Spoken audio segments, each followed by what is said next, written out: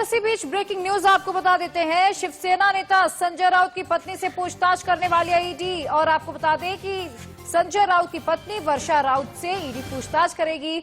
वर्षा राउत से पूछताछ के लिए ईडी ने समन भेजा है।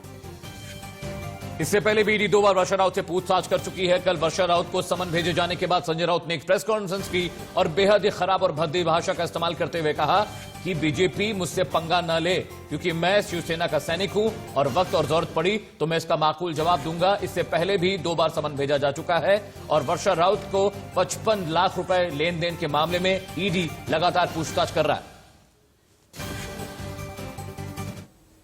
में बेलाग कहा कि बीजेपी उनसे पंगा न ले। भारतीय जनता पार्टी में ऐसे बड़े बड़े सुरमा बैठे हैं, अगर मैं उनके परिवार तक पहुंचा तो आपको देश छोड़कर भागना पड़ेगा।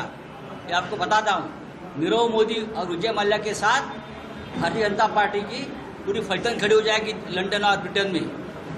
तो आप देखिए, आप मुझसे पंगा मत लेना, आप मुझसे पंगा मत लेना। मैं देखता हूं, मैं नंगा आदमी हूं, मैं शिव सैनिक हूं बाला साहब ठाकरे का। असल में ईडी पीएमसी घोटाले की जांच कर रही है। जांच के दौरान प्रवीण राउत को मनी लॉन्ड्रिंग के आरोप में गिरफ्तार किया गया है। आरोप है कि प्रवीण राउत की पत्नी के अकाउंट से संजय राउत की पत्नी वर्षा राउत के अकाउंट में 55 लाख रुपए ट्रांसफर किए गए। पूछताछ के लिए ईडी ने वर्षा राउत को पहले भी समन भेजा, लेकिन वर्षा राउत ईडी के सामने पेश नहीं हुई। अब ईडी ने उनको नोटिस भेजकर 29 दिसंबर को हाजिर रहने को कहा है, जबकि संजय राउत ने साफ तौर पर इसे सियासी साजिश करार दिया। 10 साल पहले 50 लाख हमने कर्ज लिया था, उसके बारे में ईडी को बहुत अचानक इंटरेस्ट जाग उठा है और भारतीय जनता पार्टी के कुछ बंदर यहाँ है तो उछल रहे हैं हमारे नाम से। बंदर जब क्या बोलते, बंदर जब दारू पीता है ना तो ज्यादा उछलता है। मैं आपकी नशा उतार दूंगा। मेरा नाम संजय राउत है। देखिए, हम मिडिल क्लास लोग हैं। मेरी पत्नी एक शिक्षिका है, उसने अपने एक दोस्त से 10 साल पहले 50 लाख का कर्जा लिया है। वो पूरा कर्जा हमने इनकम टैक्स को दिखाया है, वो हमने राज्यसभा के एफिडेविट में दिखाया है। अगर आप मेरे राज्यसभा के जो प्रॉपर्टी के एफिडेविट होते हैं, हमने कोई छुपाई ये बात नहीं है। 50 लाख का जो हमारा लोन है वो हमने दिखाया है। तो ईडी को क्या तकलीफ है या भारतीय जनता पार्टी को क्या तकलीफ है उसमें? संजय राउत लगातार बीजेपी और केंद्र सरकार पर हमलावर रहे हैं। ऐसे में चर्चा गर्म हो गई कि क्या पत्नी को नोटिस भेजकर बीजेपी उन पर लगाम कसने की तैयारी कर रही है। लेकिन बीजेपी ने ईडी की जांच में सियासी दखलंदाजी से इनकार कर दिया। ईडी को या ऐसा हमें पता चला है कि एचडीआईएल का कुछ पैसा प्रवीण राउत के द्वारा माधुरी प्रवीण राउत, और वहां से वो पैसा वर्षा संजय राउत के बैंक के खाते में आया। और इस संबंध में अगर ईडी पहली नोटिस, दूसरी नोटिस, तीसरी नोटिस भेजती है, जानकारी चाहती है, तो संजय राउत साहब इतना हंगामा करने की आवश्यकता क्या है? हालांकि संजय राउत की वजह से मामले ने तूल पकड़ लिया। शिवसेना ने ईडी दफ्तर पर पोस्टर लगाकर उसे बीजेपी का प्रदेश कार्यालय बता दिया। वहीं शिवसेना की सहयोगी पार्टी एनसीपी और कांग्रेस ने भी इस मामले में संजय राउत का पूरा साथ दिया। राजकारण जो भी कोई भारतीय जनता पार्टी के धोरण के खिलाफ में या उनके नेता के खिलाफ में बोलेगा, उसके पीछे ईडी की चौकसी लगाना, उसके पीछे सीबीआई की चौकसी लगाना। अभी सीबीआई के बारे में तो हमने निर्णय लिया है कि हमारे परमिशन के बिगर महाराष्ट्र में किसी की भी सीबीआई नहीं हो सकती। लेकिन ईडी का जो अधिकार है उन्हीं का अधिकार है, और उसका इस प्रकार से राजकारण के लिए उपयोग करना ये महाराष्ट्र में कभी देखा नहीं गया। शिवसेना नेता प्रताप सरनाइक और उनके परिवार से भी ईडी मनी लॉन्ड्रिंग के मामले में पूछताछ कर रही है।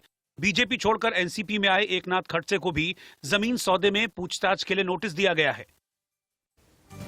इधर शिवसेना सांसद संजय राउत की पत्नी को ईडी का नोटिस भेजे जाने के बाद महाराष्ट्र में सियासी पारा चढ़ा हुआ है।